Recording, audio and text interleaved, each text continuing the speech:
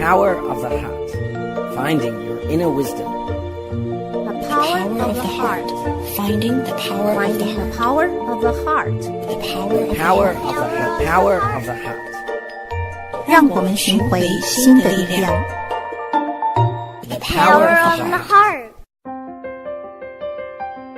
Thank you for joining us today. My name is Yuru Chao. You are tuning in to the Power of the Heart on Dai Radio. Many people wonder about their mission in life.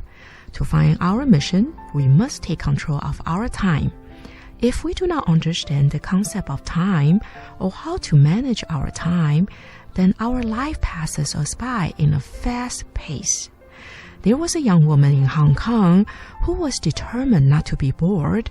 So she decided and said to herself, when my husband went to the office and my children to school, I spent the day shopping like crazy, having afternoon tea and watching films. How well I organized my life. She was so proud of herself. Then she quickly adapted to her new life in Hong Kong and found out all the best places to shop and eat. She could understand and speak the local language in no time. But despite all this, she felt like a stranger among the crowd, that she could not find herself at home anywhere. Her life changed when she saw a group of volunteers in blue and white uniform. They welcomed her and invited her to join Tzu Chi events. She invested all her energy into Tzu Chi. She helped the volunteers collect money for the survivors of Sichuan earthquake. With her training in nursing, she joined Tzu Chi Hong Kong medical team. Step by step, she was training and certified as a Tzu Chi commissioner. When asked about her Tzu Chi experience, she said, working in Tzu Chi, I heard Taiwanese and have a sense of coming home. But my biggest fear was recycling. Every time I saw the volunteers cleaning plastic bottles and collecting newspapers, sweat steaming down their backs, I thought to myself, please don't ask me to do recycling. Then one day, she tried sorting plastic bottles and organizing piles of newspaper.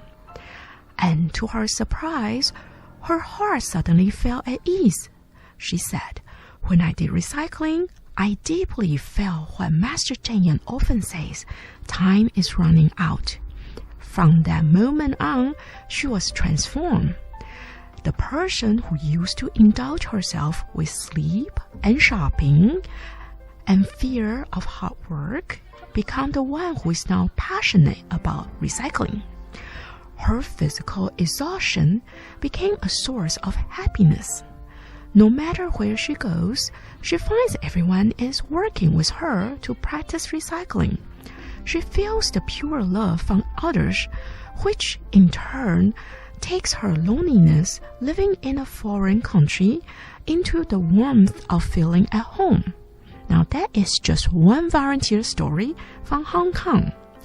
In our program today, we'll begin with a reading of Master Cheng Yen's teaching on life economics, to make each moment count, and the way to calculate the time of our life. This reading is provided by Mr. Colin Legerton. Then, after a short break, we'll listen to this teaching with a discussion with Ms. He Zhaowei.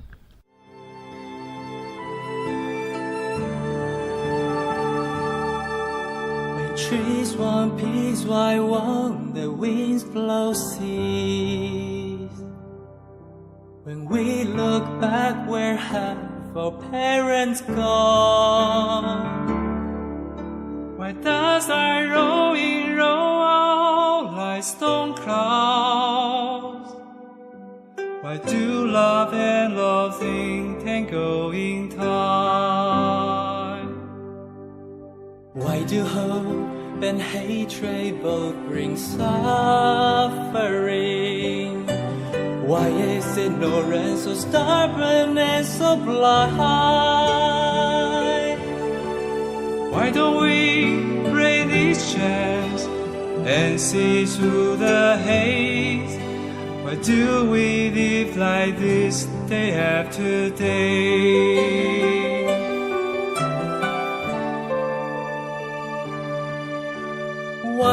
we say when we think of mom and dad.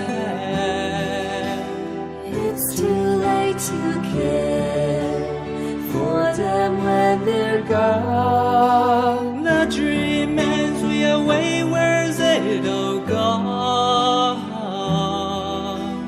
Night's desire swell, robbing us of dawn. Why is the world so plagued with misery?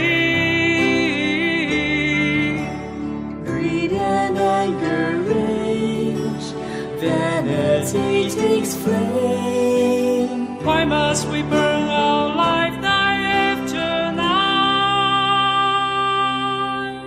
Our minds seal our fate, karma can be tamed.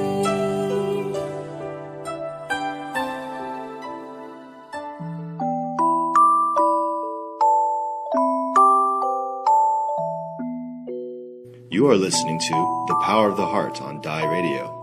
Tapping into the power of the heart. Finding your inner wisdom. Finding the power of the heart.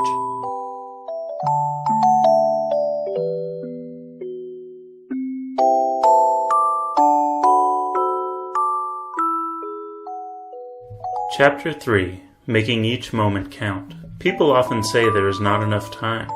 Time is truly empty and formless. We cannot touch it or grab it. Whether we can get the most out of time depends on how we use and allocate it. A Malaysian student once gave me a glass jar as a gift. The jar was filled with rocks and pebbles. He told me the story of the jar. One day, his teacher had taken him and some other students on a field trip. The teacher picked up some rocks from the ground and put them into a jar, one by one. When the jar was nearly full, the teacher asked the students if there was still enough room for more. Yes, a student replied as he picked up some small pebbles to put in. The jar indeed held more. The teacher asked, "Is there any more room?" Another student said, "Yes, there is."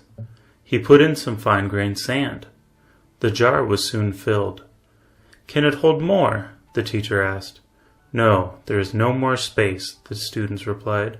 "Don't forget, it can still hold water," the teacher told them. The student told us what he had learned from this field trip. We should prioritize everything. The rocks in the jar are like main tasks, and the small pebbles secondary tasks. We should do the main tasks first, then the secondary tasks. After that, we should allocate our time wisely and not forget what we are supposed to do. Modern life is hurried and busy. If we do not understand the concept of time, or how to use and manage it, then time will use us. We must take control of our time, then we can progress equally in both our career and our mission in life. Section 1. Calculating the time of life.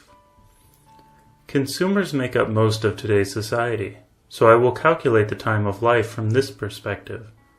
Generally speaking, we are already consumers and beneficiaries before the age of 20. Only after 20 do we start to contribute to society and to others. After 60, we retire from the workforce and again depend on social resources and the protection of our families. Some people even waste their whole lives on eating, drinking, and playing. Sometimes I hear volunteers say, "I'm very busy." But I tell them, being busy is a blessing. If you have nothing to do, then you're in trouble. Either having nothing to do or doing nothing is troublesome, because the value of life lies in what we do. When you really think about it, we do not have much time in which to help others. Use only 1/3 of our lives. One day, a Tsuji volunteer brought her son to see me. "What is your major?" I asked him. He told me it was economics. "Then you must be good at arithmetic," I said. "Can you calculate how much time there is in life?"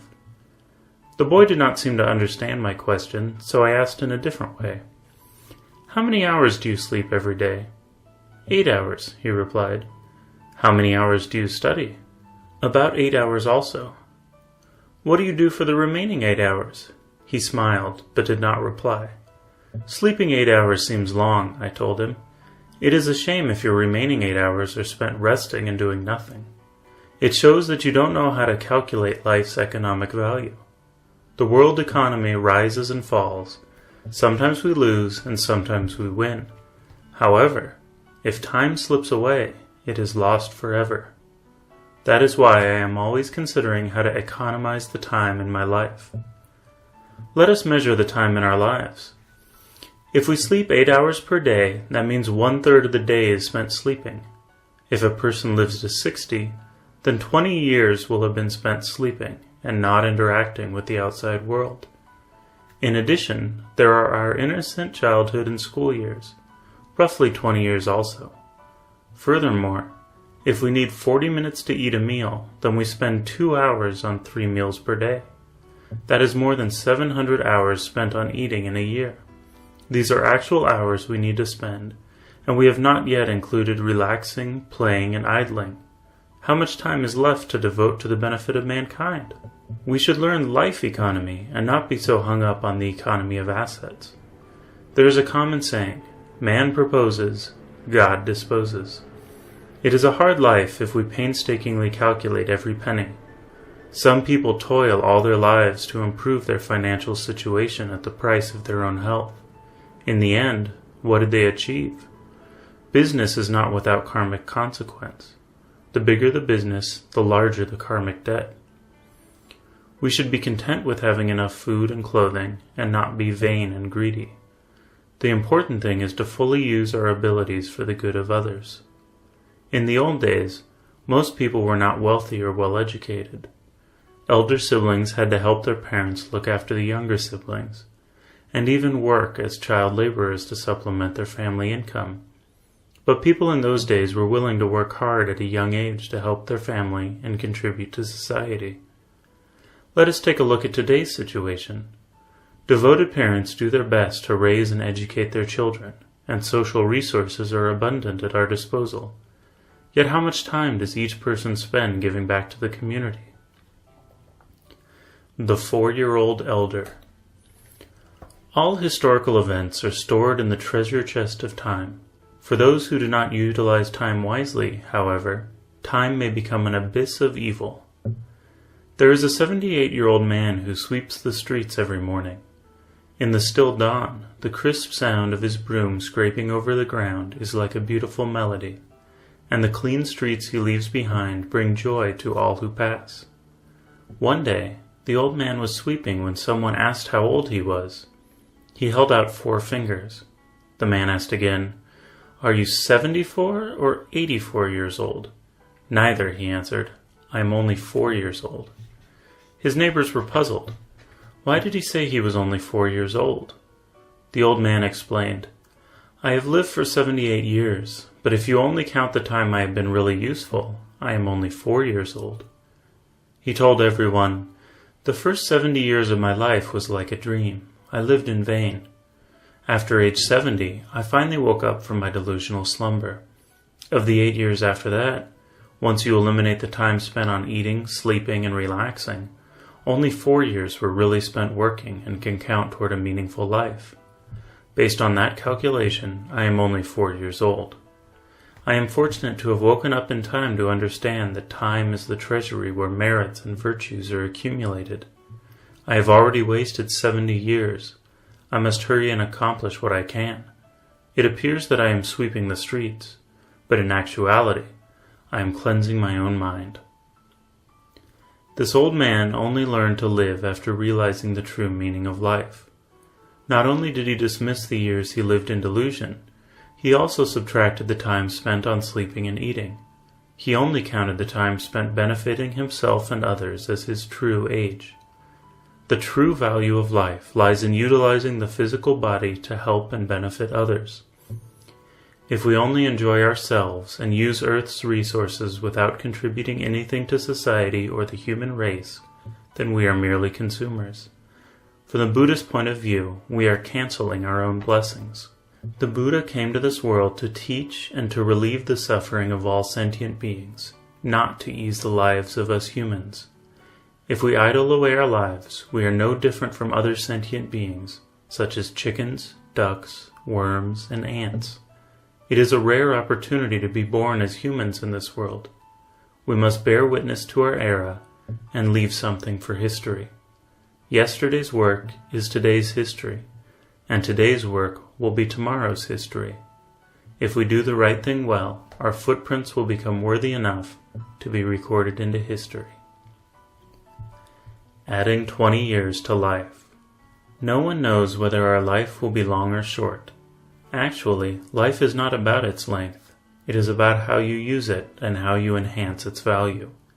Even if you live to a very old age, it is useless if you have not brought out life's true value. And who can live forever? The Buddha himself only lived 80 years, of which 49 years were used to the fullest extent. These were the most useful years of his life. I remember many years ago a woman told me her husband had passed away. She was so devastated that she wanted to die with him. I asked her what did her husband do and how old he was when he passed. He was a doctor. He was 60 years old when he died, she replied. My husband was a very good doctor. Other people work 8 hours a day, but my husband worked almost 16 hours. He would open his clinic early in the morning and work until 11 or 12 at night. Sometimes he did not have time to eat. If patients knocked on our door at midnight for treatment, he would take care of them just the same. He worked 16 hours a day to take care of his patients, I said. All this to save lives. He was indeed a good doctor. They say good people live long. Why did he die at 60? The woman sobbed as she asked. I said to her, Your husband's lifespan was longer than 60 years, because life's value is determined by how one uses his life. Others work 8 hours a day, but your husband spent 16 hours to benefit humankind. Therefore, the value of his life is twice that of others. Based on this calculation, his life was worth at least 80 years.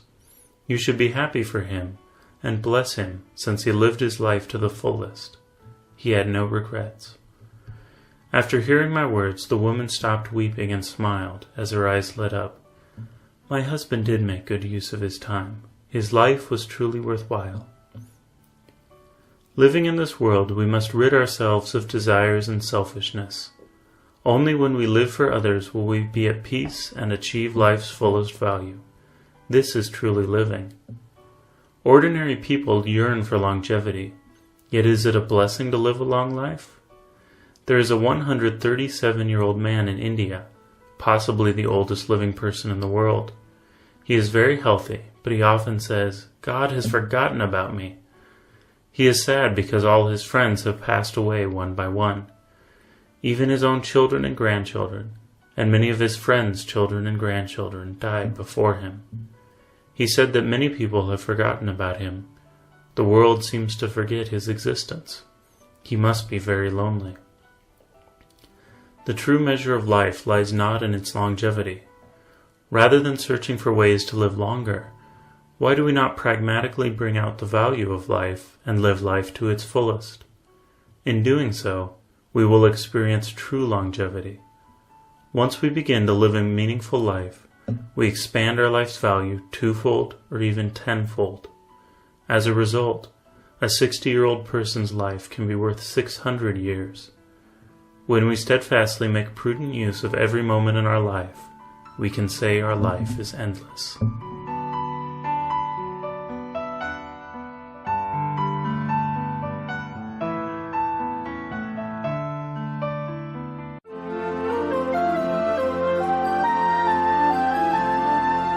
You are listening to The Power of the Heart on Da'ai Radio.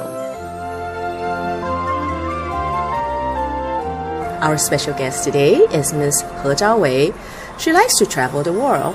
As she was growing up, her dreams of a job is one that takes her to new places. She does not think she can settle in one place for too long. She went to college away from home, and then her graduate study was in another city in Taiwan. For her thesis, she went to Indonesia for her fieldwork. So far, she has been to Japan, Jordan, Indonesia, and Thailand. Welcome to the program, Zhaowei. Thank you for joining us. Hello, everybody. So, how did you find out about Tzu Chi? In 1999, there's a big earthquake in the middle of Taiwan.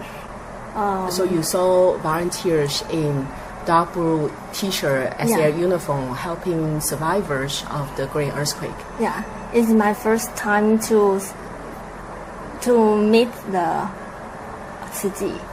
Do you know they are Tzu Chi volunteers? Yeah, not at all. Yeah, before that I only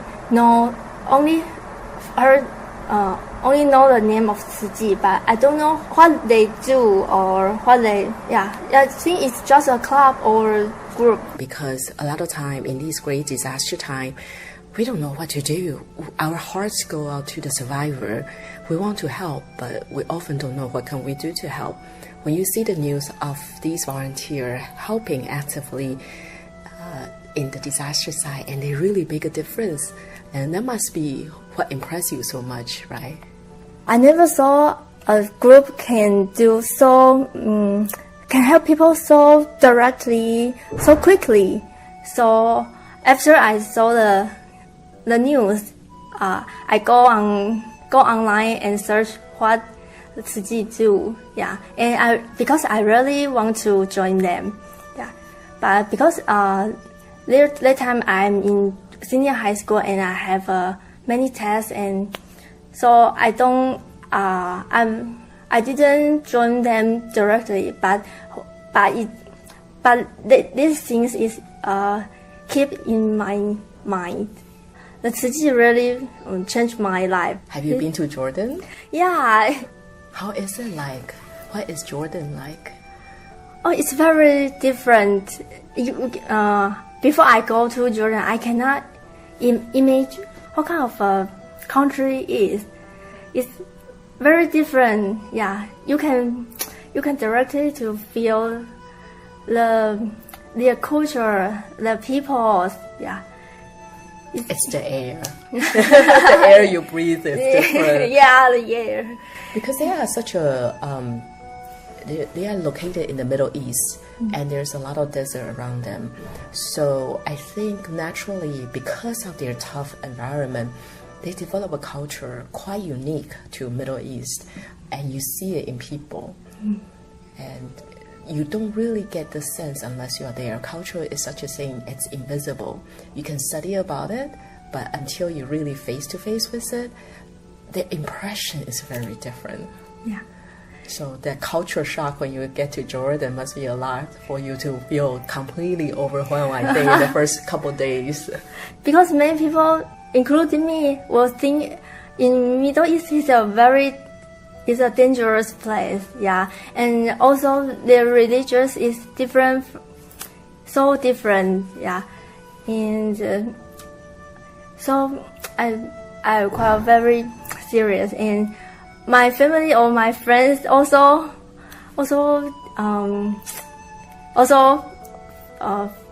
worry about me. Yeah.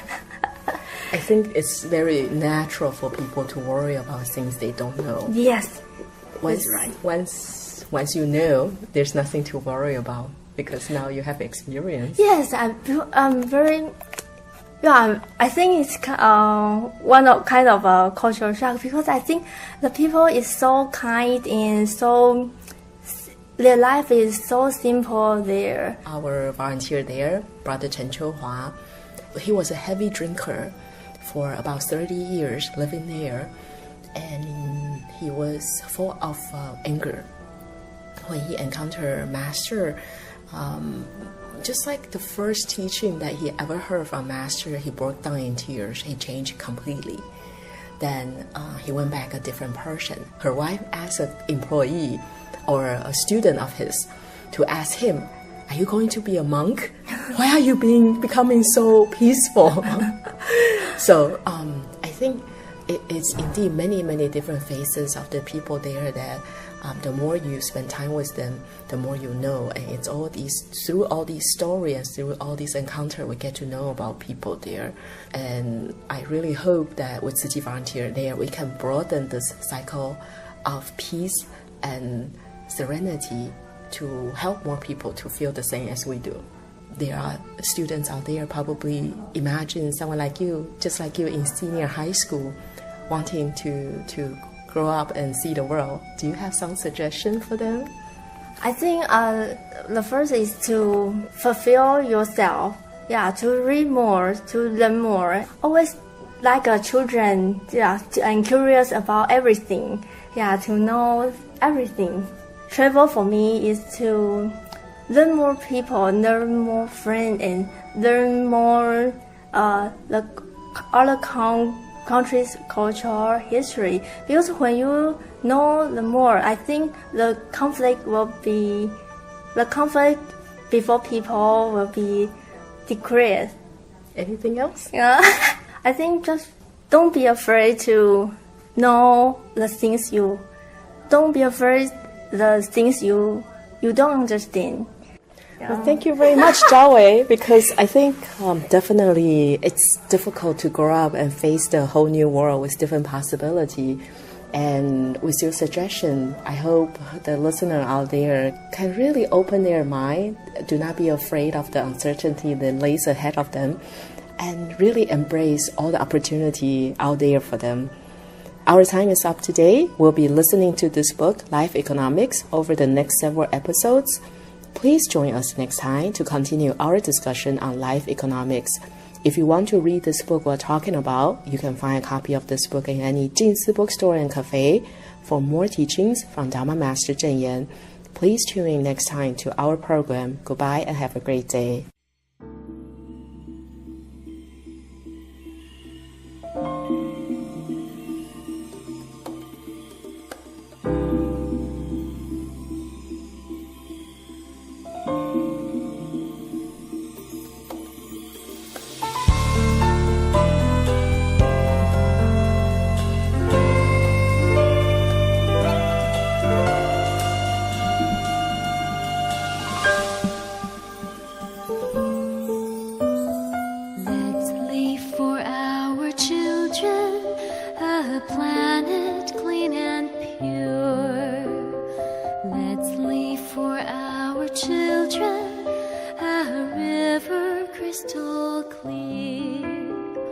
Let's leave for our children a blue sky shining bright.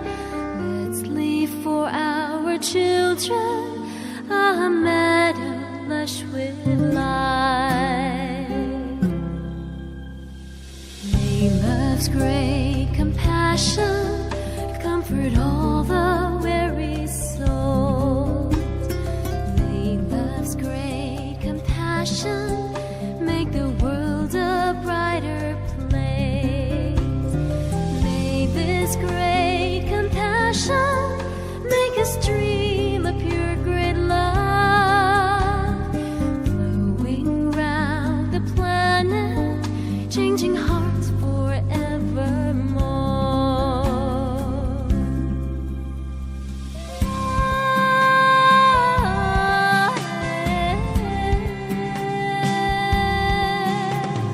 Let's leave for our children a planet clean and pure. Let's leave for our children a river crystal clear.